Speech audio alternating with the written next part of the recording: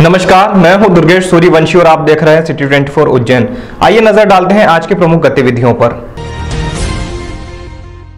NOC की प्रक्रिया से परेशान निजी अस्पताल और आईएमए से जुड़े हुए डॉक्टर आगामी 14 नवंबर को हड़ताल पर रहेंगे। इस प्रक्रिया के तहत हाल ही में रतलाम के निजी अस्पतालों के सभी रजिस्ट्रेशन रद्द किए गए हैं। 3 माह पूर्व जबलपुर में आग की जांच के बाद प्रदेश सरकार ने सभी प्राइवेट अस्पताल और नर्सिंग होम के संचालकों को भवन अनुज्ञा प्राप्त करने और फायर एनओसी लेने के निर्देश दिए हैं। वहीं सरकार ने नियमों को भी जटिल कर दिया है। इसी को लेकर प्रदेश के आईएमए के अध्यक्ष ने 14 तारीख से अनिश्चितकालीन हड़ताल करने की बात कही है। दरअसल आईएमए और नर्सिंग होम के सभी सदस्य सरकार की नई शर्तों और रिन्यूअल की नीतियों को लेकर परेशान दिखाई दे रहे हैं।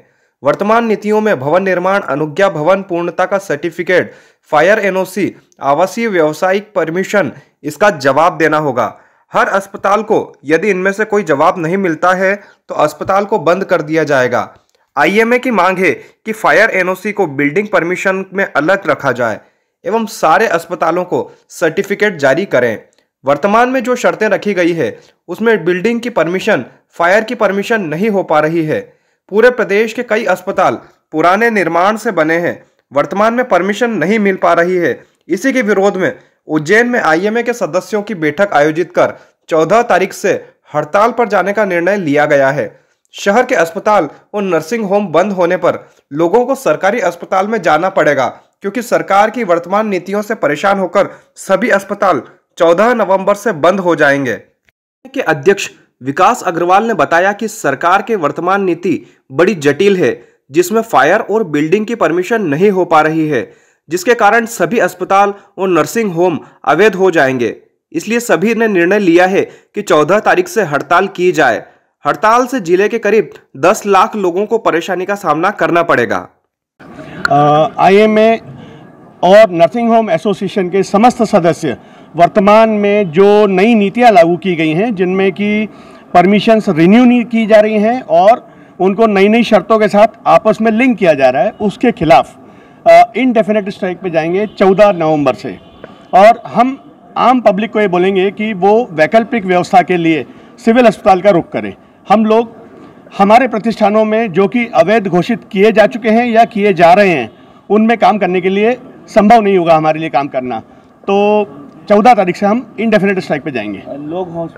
हम लोग आज से हमारे सारे अस्पतालों एवं नर्सिंग होम पर एक सूचना चस्पा करेंगे बड़े अक्षरों में कि हम 14 तारीख से वर्तमान नीतियों के खिलाफ स्ट्राइक पे जा रहे हैं। तो अगर उनको कोई इमरजेंसी हो तो सिविल अस्पताल का रुख करें या मेडिकल कॉलेज का रुख करें। सरकारी हॉस्पिटल खुले रहेंगे। करीब उज्जैन आईएमए में 400 से 500 सदस्य हैं जो कि हड़ताल में हिस्सा लेंगे और उज्जैन के समस्त नर्सिंग होम इस हड़ताल में हिस्सा लेंगे। इतने लोग तो बहुत ही दुर्भाग्यपूर्ण है कि हम लोग 14 तारीख से स्ट्राइक पर जा रहे हैं, जैसे हमारे आईएमए के अध्यक्ष डॉक्टर विजय ने बताया।